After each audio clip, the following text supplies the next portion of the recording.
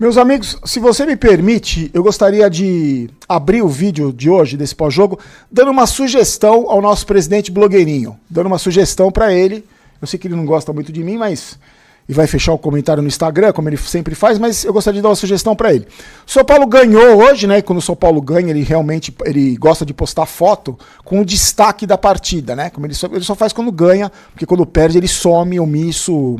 covardão, ele não dá a cara a tapa. Hoje, blogueirinho, eu sugiro você postar uma foto com o Jandrei. Posta uma foto com o Jandrei. O Jandrei, que a única bola que foi no gol, passou no meio das pernas dele. Que você contratou, que você renovou o contrato dele. Aliás, ele é muito amigo do Rui Costa, desde a época que ele jogava na Chapecoense. Então, parabéns. E só mais uma informação em relação a esse grande goleiro. Ele é o goleiro reserva com o maior salário da Série A. Então, já que ele tem todos esses predicados, blogueirinho, eu sugiro a você que poste uma foto com ele. Poste uma foto com ele, com aquela carinha dele, com aquele tipo de goleiro que ele tem, né? Poste uma foto com ele. O São Paulo ganhou, você só aparece quando ganha. Dou essa sugestão para você. Meus amigos, queria agradecer ao pessoal que colou na live hoje. Fizemos o react do jogo, né?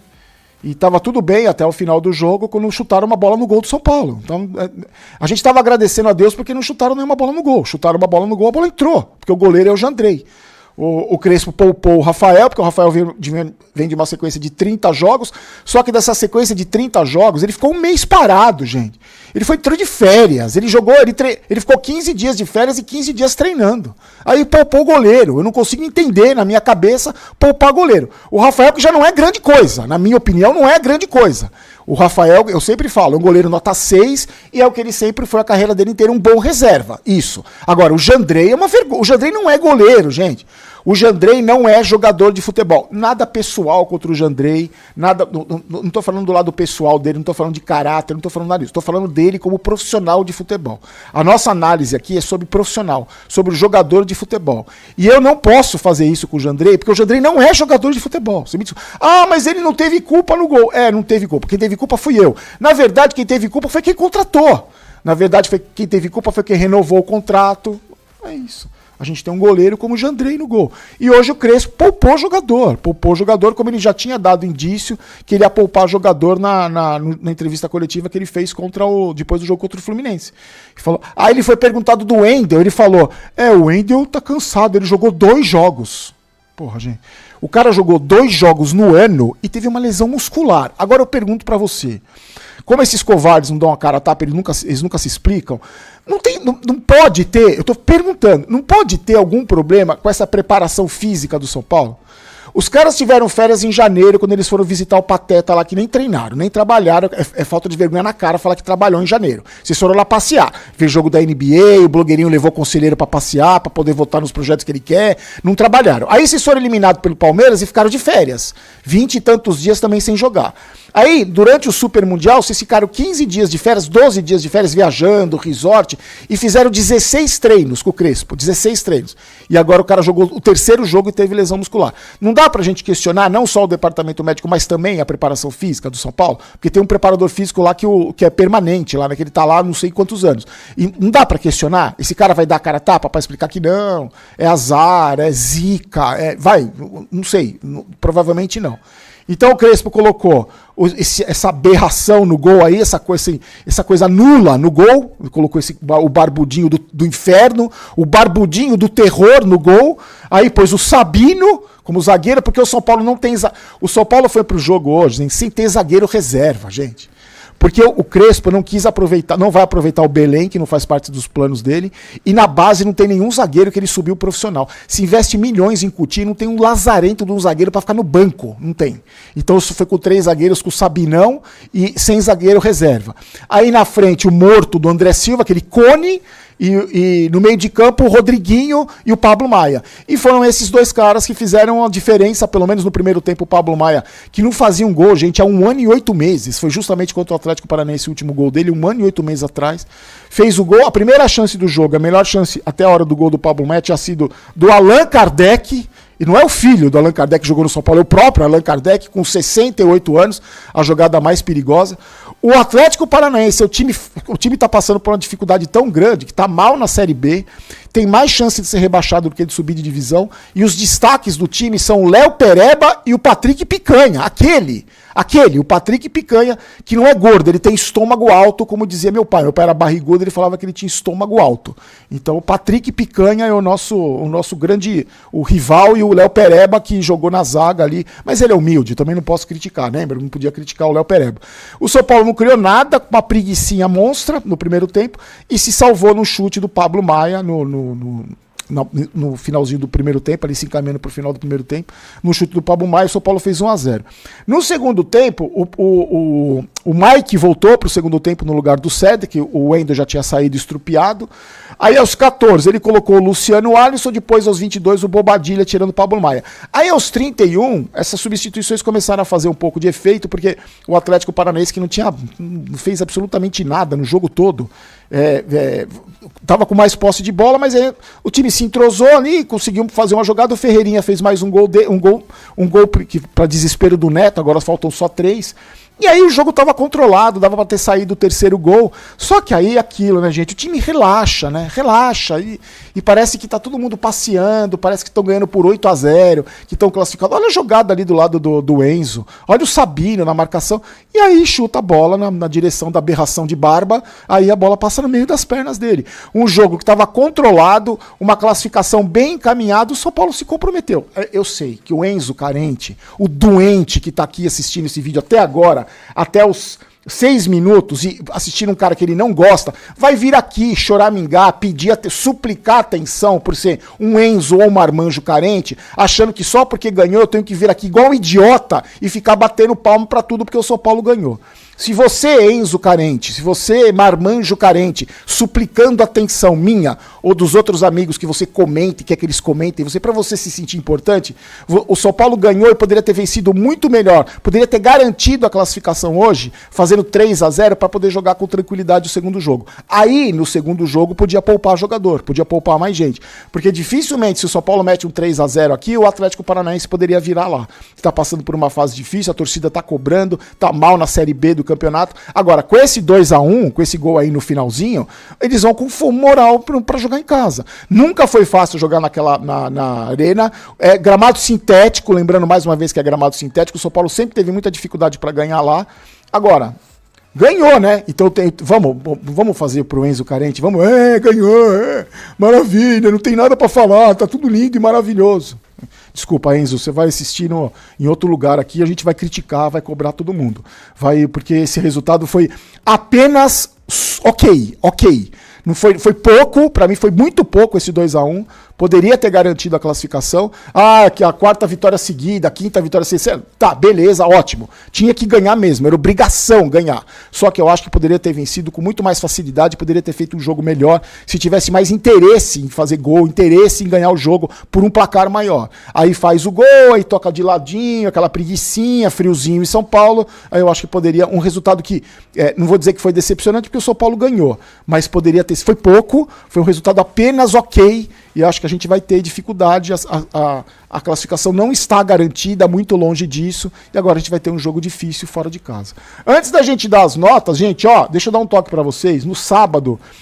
Fala, nação! A Foot Fanatics é uma loja completa de camisas e artigos do São Paulo, e agora é parceira oficial do canal Família Tricolor News. No site você encontra os últimos lançamentos, camisas históricas, agasalhos, bonés, garrafas e tudo que um verdadeiro São Paulino precisa para mostrar orgulho de ser tricolor. Não perca mais tempo em adquirir produtos de qualidade e ainda ajudar o seu time do coração. Clique agora no link abaixo ou aponte a câmera do seu celular para o QR Code ao lado e mostre o seu amor pelo maior clube do Brasil. De ascensão aí com o novo técnico, tem um tropeço e é eliminado da Copa do Brasil por um time de Série B. Seria algo extremamente doído. Contra o Fluminense e o São Paulo também. Melhor em campo, com mais oportunidades. E demorou para liquidar a partida. Desperdiçou até um pênalti. E ontem a mesma coisa. O São Paulo abriu 2-0, poderia ter feito 3 ou mais gols, já para liquidar logo essa parada aí pela Copa do Brasil e eliminar uma data do calendário, digamos assim. Mas não conseguiu. E nos minutos finais, o ritmo do Atlético Paranaense que era baixo no estádio do Morumbi, baixíssimo, né? O ritmo do Atlético subiu no jogo, o São Paulo, que vinha muito bem na partida, não sei o que aconteceu ali naqueles minutos finais, e o Atlético marcou um gol que deixa o confronto aberto, né? Separa São Paulo e Atlético Paranaense basicamente de um gol no jogo da volta lá na Arena da Baixada.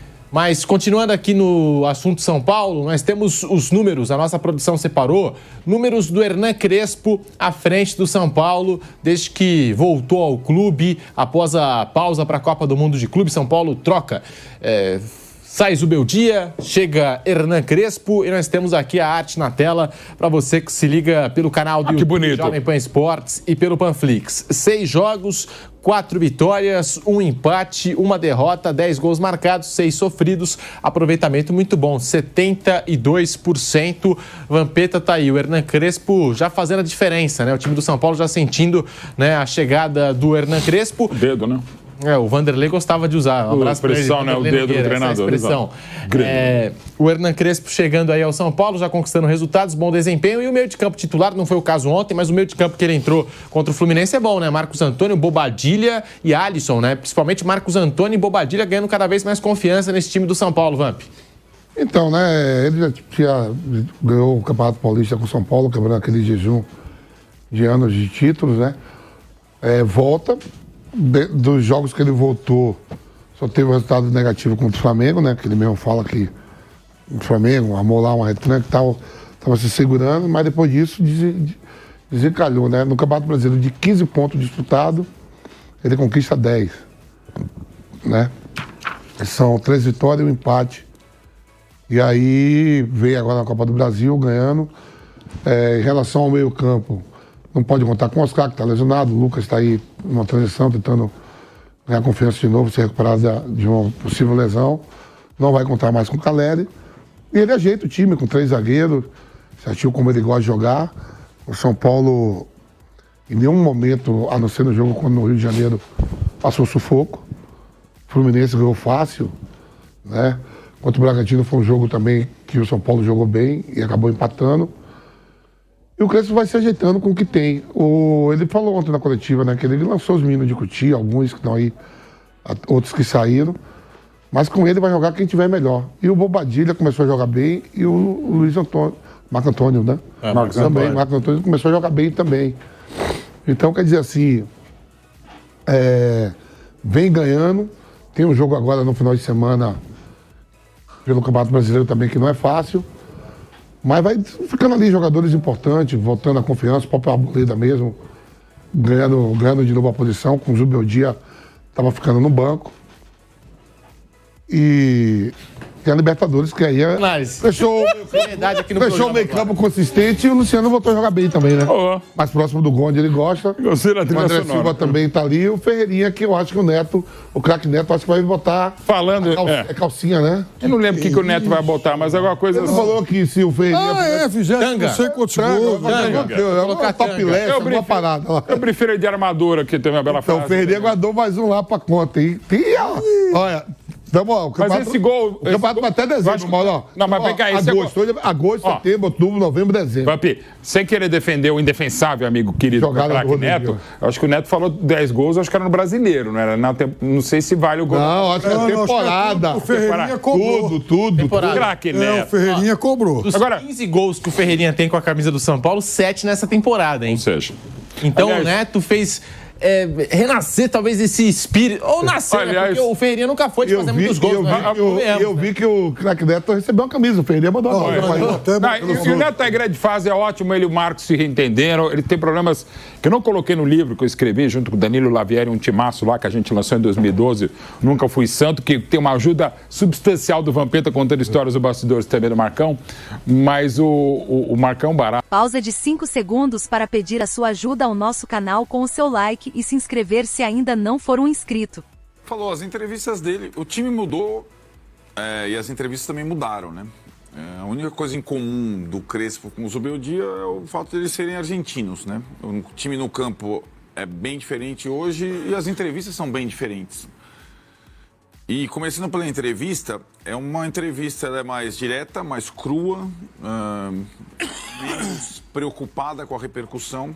E essa frase sobre Cotia, que era uma situação que pressionava muito o Zubeldia, ele dá de ombros.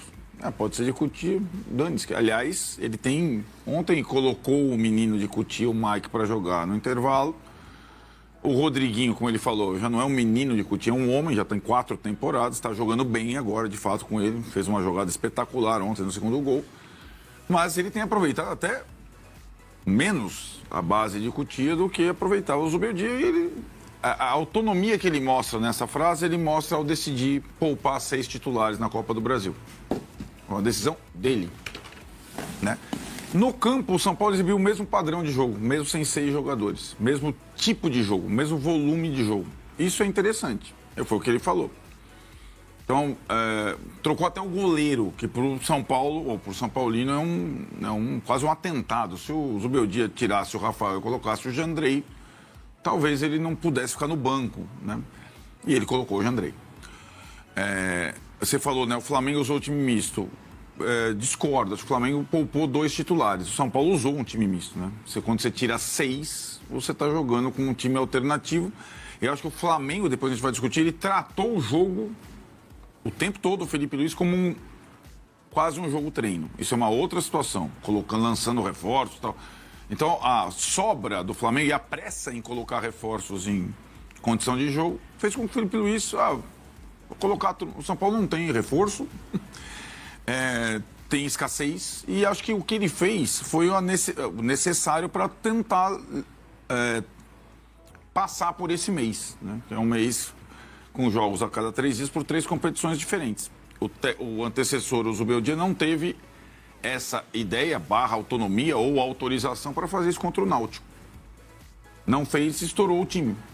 E não que, como ele falou, isso não possa acontecer. O Wendel saiu estourado mesmo, mesmo tendo jogado o Enzo, a partida passada saiu machucado no primeiro tempo. Então, como ele falou, algumas coisas ele não tem controle. Agora, ele pode ter o controle da estratégia do São Paulo daqui para frente, é o que ele tem feito. E acho que nesse novo... impressiona de fato como o São Paulo fez 5 partidas boas, bem diferente em termos de volume de jogo, como vinha fazendo até então. Fez. O Atlético é fraco, tá no meio da Série B. O Atlético é fraco hoje, embora tenha bons jogadores. Isso é uma outra discussão. Mas o Bragantino, quando jogou com o São Paulo em Bragança, não perdia não sei quanto tempo, não era fácil. O Corinthians tá aí ganhando do Palmeiras, não é fácil. O Fluminense ganhou do Inter. Se você for falar, né? Talvez, espremendo mesmo, Copa do Brasil, brasileiro, quem tenha jogado melhor 5 partidas seguidas nesse recorte de 3 semanas é o São Paulo, em termos de volume de jogo. Entre todos. Todos. Tá. Né? O Flamengo tá ganhando com a bola parada, o Palmeiras tá com a dificuldade de emplacar jogo, o Corinthians fez um jogo bom, vai pegando 5 jogos bons. É difícil. Cruzeiro caiu. O Cruzeiro caiu. Agora, isso não quer dizer nada para a temporada toda, até porque ele tem pouca alternativa. Não quer dizer nada, não. Não quer dizer sim. Desculpa, a frase assim, não é uma garantia de sucesso na temporada. Claro que quer dizer, é mérito dele, me expressei mal.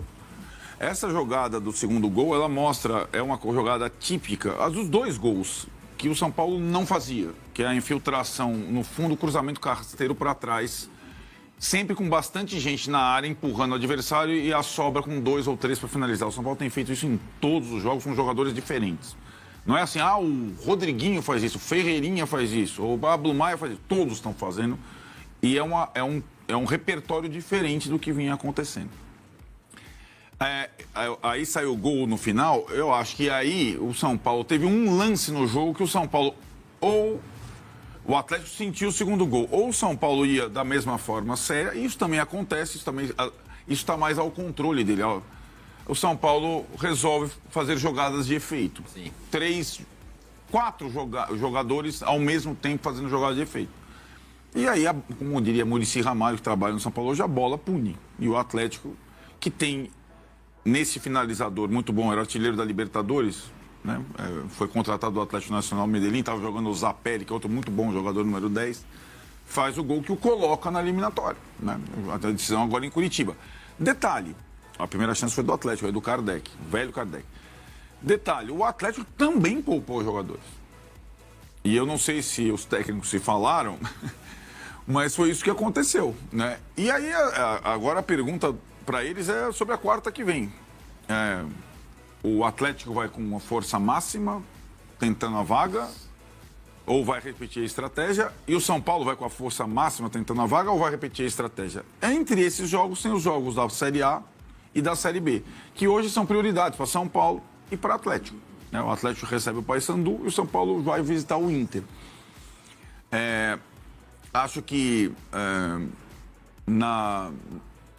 tentando entender a estratégia a partir de agora, é possível que o São Paulo tenha um time misto em Porto Alegre e misto na Arena da Baixada. E misto contra o Vitória e total em Medellín. Total, todos disponíveis em ação. Porque com suspensão, com lesão, ele não vai, eu imagino, ter a força máxima disponível até o jogo de Medellín pela Libertadores na outra terça, se da próxima semana, na outra semana. E, deste jeito, ele está conseguindo fazer com que o time jogue e vença. Né? Não é um primor, mas é um bom sinal, bom início de trabalho, sem dúvida alguma. Eu tenho uma dúvida. Na verdade, assim, o gol do Atlético, ele não tem impacto só no 2-1 como resultado para um mata-mata. Me parece que ele vai impactar os dois treinadores, as decisões para o depois, esse golzinho. Porque com 0-2, o Atlético Paranaense... Eu não sei se ele ia... Puta, olha, vamos fazer o jogo da vida, mobilização. Cara, nós estamos nessa situação na Série B, tomamos 0-2. Eu não acho que iria. E o São Paulo, com 2-0, cara, eu acho que... Momentos antes do gol, o São Paulo chutou uma bola lá atrás. Então o São Paulo quase abriu 3-0, que aí... Eu acho que aí mudaria... Mudaria bem, aí o São Paulo levaria de um outro... Só que esse golzinho faz com que um acredite e o outro fala, meu Deus, agora eu também não posso vacilar. Então mudou bastante, não é só na eliminatória. Outra coisa, eu vi torcedor do São Paulo, mas tomou o gol. Gente, vitória no mata-mata é vitória. Se toma um gol e o São Paulo vira o estádio, sairia todo mundo feliz, gritando, viramos o jogo. É o mesmo 2-1. É o mesmo 2-1. É a circunstância do jogo. Então isso é o mesmo 2-1. Só que se você vira o jogo, parece que foi uma maravilha, ganhamos com o time misto. Quando você toma o gol, ai meu Deus, tomou o gol, né? Era pra... Gente, vitória é vitória, tá indo com uma vantagem. É isso que tem que ser no mata-mata, eu não vejo problema nenhum.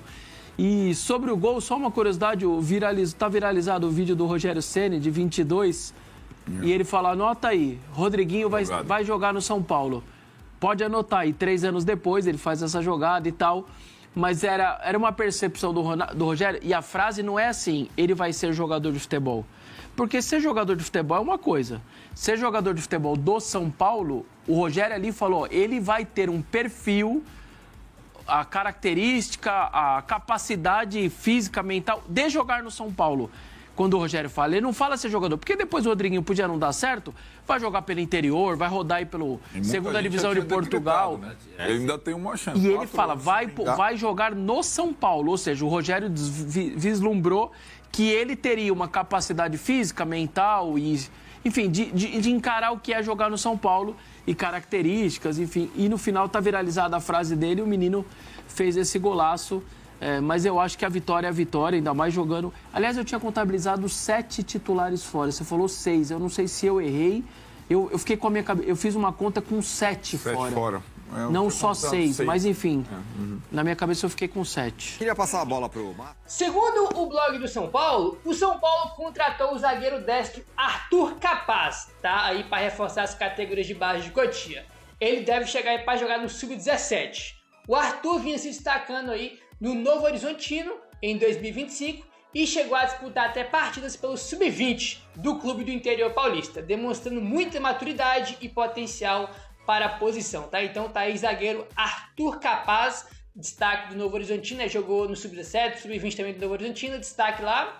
E o São Paulo contratou para as categorias de base aí de Cotia, ele que é zagueiro, que a gente não tem nenhum zagueiro pronto agora, ou próximo está pronto, para poder jogar no time de cima, né? A gente tá falando, precisa de um zagueiro, tem que contratar um zagueiro, na base não tem ninguém, para agora não tem. Daí o São Paulo trouxe agora o Arthur Capaz que é pra base, né? Não é pro time de cima não, pelo menos não por enquanto. Pode ser que ao longo do tempo, dele se destaque evolua na base, aí sim ganha oportunidade no time de cima, mas no começo agora não é para o time principal, né? Então o São Paulo trouxe aí mais um zagueiro para as categorias de base, né, cara? Enfim, torcer pro moleque que vai bem, né? Boa sorte para ele, que jogue muito no São Paulo e que, quem sabe aí, nos próximos anos esteja no time profissional do São Paulo. Essa é uma posição até carente na base do São Paulo. A gente tá falando que tem que ter um zagueiro no time de cima que só tem 4, né? Na base tem uma posição carente, porque, repetindo, não tem nenhum zagueiro agora que tá perto de estar pronto pro time de cima. Nem mesmo Igão. Igão é reserva do time sub-20, pra vocês terem ideia, né? Ele é reserva do time sub-20, então é uma posição que é carente também nas categorias de base aí do São Paulo, né? Meu querido...